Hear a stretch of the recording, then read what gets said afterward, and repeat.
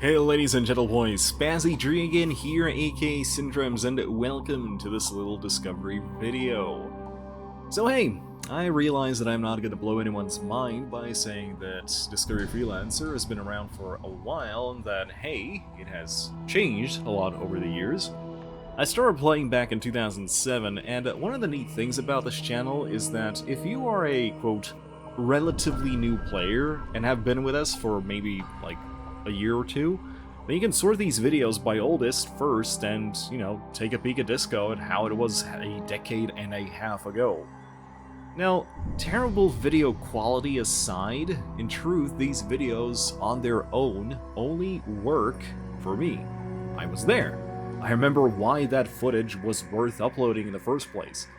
Disco still is and remains a surprisingly hard game to make videos on, especially since the appeal in the whole roleplay environment is both individual and highly personal.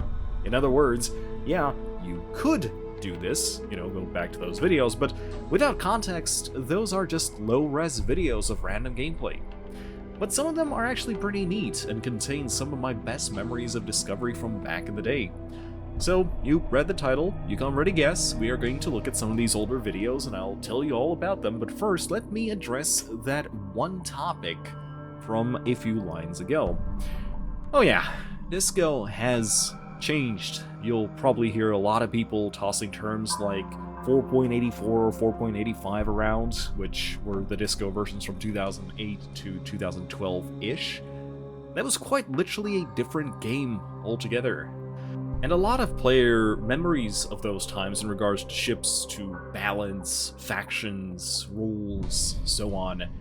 And yeah, those changes over time did change Disco, but I want to shed a light on a fundamental change that is often overlooked or just outright not noticed in the first place. And that is the difference that the old Disco was a modded Freelancer multiplayer experience with roleplay on top of it. And later, it turned into a sandbox server focused around roleplay in the Freelancer universe. There is a difference between the two, and I'll tell you all about it by comparing the two. And you can already kind of guess what I'm going with this, but yeah, the big change in the whole, oh, how Disco has changed thing is mostly a vibe difference that many people prefer one over the other. The reason why this is not really talked about that much is because it's never been a singular act that has changed it. It happened gradually over years and years, and it can only be detected now in hindsight, and while I kinda prefer the old Disco, and you'll see why in a moment, I'm not actually advocating we go back. I can list most of the changes that over time influenced Disco to the state that it is now, but the biggest one is the introduction of FLHook. Until then, only admins had access to FLHook commands, and they were mostly for the server management. But I just urge you for a moment to think, really think, and imagine what it means to play Disco without FLHook. You know, apart from the obvious, you know, no player bases, no fancy ship types and special weapons mechanics, you know, no turret steering. But think about it, dude. No cash transfers, no renames, no restarts, no ship sales, no reputation management, no local chat. All new characters started off in New York with a default player map, which is to say, with nothing. As I said, Disco 2009, yeah, Freelancer, the original Freelancer video game from 2003, just modded with more stuff and with roleplay elements. And just like in a MMORPG, every single character that you made, you had to set it up yourself. Every single ship you made, every single character you designed, you created, was precious because the amount of work that you had to put into setting up a new ship was a journey. You had to put effort into it. There was no such thing as a disposable character, and this was Disco, in my opinion, at its finest in terms of memorable characters. This was Disco with characters that clocked 5-digit numbers in their online time. This was the time when people put effort and affection in creating every single minor ship because they knew that with the amount of effort to make them, they would have to be sticking with them. These were the days when players picked a part of series that they would associate themselves with for years. People who played multiple factions, and especially rival ones, were very rare.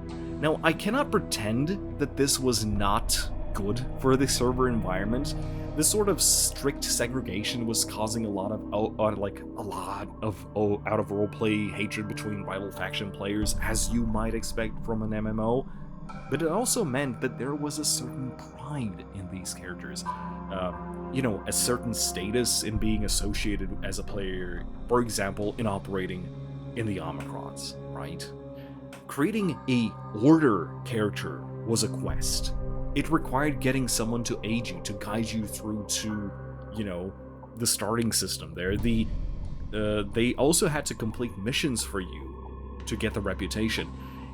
It was a video game with a progression. For every single character, the best gear, the best guns, shields, armor, whatever, they were either very far away from New York, and you had to require to know where they are and get there, or you had to purchase them from weapons dealers. Yeah, remember those? Before they only sold codenames? But yeah, those guys back in the day, they also sold nuke mines, armor upgrades, paralyzer missiles, mini razors, snacks, as in supernovas. Feels like a different time altogether, actually. And all of these details, the requirement for you to carefully manage your character's rep sheet. So, for example, you do not end up friendly with the rogues on your LPI, for example. Stuff like that, it was just game things. People understood that we had game limitations, and so people were far more lenient towards certain things, but also a lot less in others. Are you a freelancer and you're rocking Tel Cids because they were the best shield buster around? Well, yeah, get ready to get shot by outcasts, by lawfuls, and the Corsairs at the same time. I understand the reason why tech restrictions exist, of course, but back in the day, it was, and it felt far more organic when the consequences were in roleplay and player activity rather than FL-hook based. And of course, there were the guard IDs and guard reputation. Man, if you wanted to be the real shit, the big deal, you had to have a snub with a guard ID in IFF. That was like a badge of honor. That you cared for your character or your faction that much that you'd grind a lot of missions, usually the high-level ones, like 40 of them, just to fly those colors.